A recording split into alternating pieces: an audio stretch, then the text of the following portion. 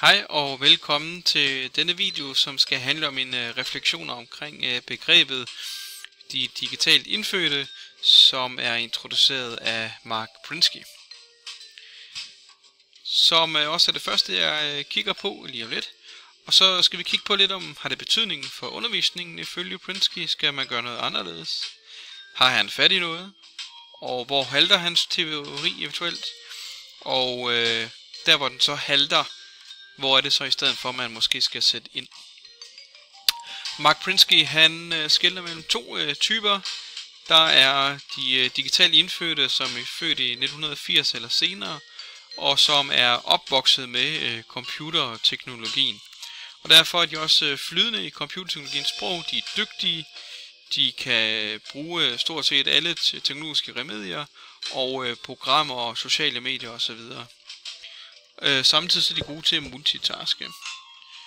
Søren Schultz Hansen, en dansk forsker, kigger også på, at de for eksempel er nærmere start end målstyret i en foranderlig verden, hvor de godt ved, at tingene ikke nødvendigvis ender som de vil, og det kan give nogle konflikter. Mark Prensky, han opererer også med det modsatte, og det er dem, der så er de digitale immigranter. Det vil sige, at det er alle dem, der er født før 1980. De har så også lært teknologien, men det er et fremmedsprog, så de bliver aldrig lige så dygtige som de unge. Men derimod antager de, at de unge er små udgaver af dem selv og lærer på samme måde, hvilket de ikke gør ifølge Prensky. Så de her digitale immigranter, som er undervisere, hvad skal de så gøre? Jamen de skal simpelthen ifølge Prensky opgive deres undervisningsmetoder, og de skal have respekt for, at de digitalt indfødte er meget bedre end dem, og faktisk omvendt kan undervise immigranterne i, hvordan man bruger teknologien. Og det betyder, at er man underviser i dag, så skal man sætte motivation før indholdet, og empatien skal sættes før den faglige viden hos underviseren. Og det har noget at gøre med, at man ifølge Prensky mere en facilitator, der skal sætte de unge i sving, og spørge de unge, hvad de vil have, og så facilitere det derfra. Og samtidig så skal man benytte de nyeste teknologier, som er blogs, mobiltelefoner, internettet osv. Og så peger han også på, at programmering er en vigtig ting, som alle mennesker skal lære. Og der kan han have en pointe, men det kommer jeg tilbage til lige om lidt. Så hvad har han fat i ham her, Prensky? Jamen han har i hvert fald fat i en pointe om, at teknologien har ændret sig, og de unge og børn i dag vokser op i en anden digital tidsalder, end vi andre gjorde, og i endnu højere grad, end måske da han skrev i artiklerne i henholdsvis 2001 og 2006. Så undervisere i dag skal rigtig nok være nysgerrige på de unges sociale liv via teknologi, og hvordan de bruger det. Fordi det er interessant, da der ligger en masse viden gemt der. Og samtidig kan man inddrage de elementer i undervisningen. Prensky er inde på noget med øget indflydelse. Det synes jeg ikke er noget særligt for ham. Men modsat ham, så mener jeg så ikke, at de unge skal bestemme det hele. Programmeringsevner, det tror jeg, der kan være brug for. Om alle skal lære at programmere, det er jeg ikke sikker på, men det kan godt være, at flere skal have muligheden. Men alle skal have en dybere forståelse af IT, og det vender jeg tilbage til lige om lidt.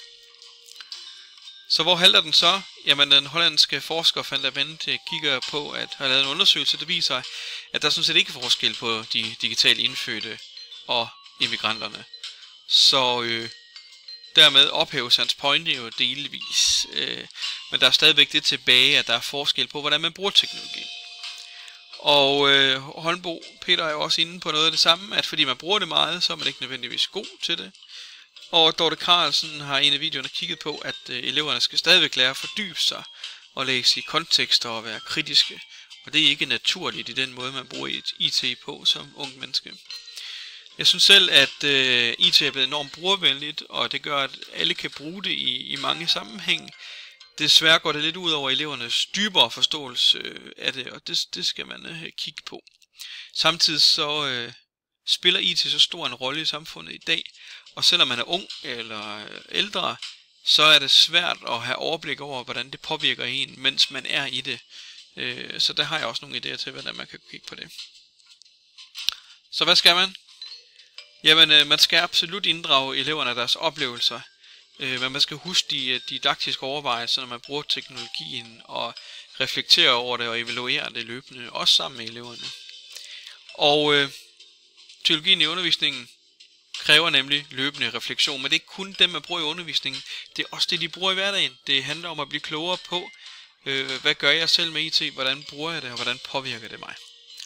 Og underviseren er så stadigvæk underviser, hvis du spørger mig, det er ham eller hende, der gerne skulle have den didaktiske faglige viden i hvert fald, og også noget af den almindelige fagviden.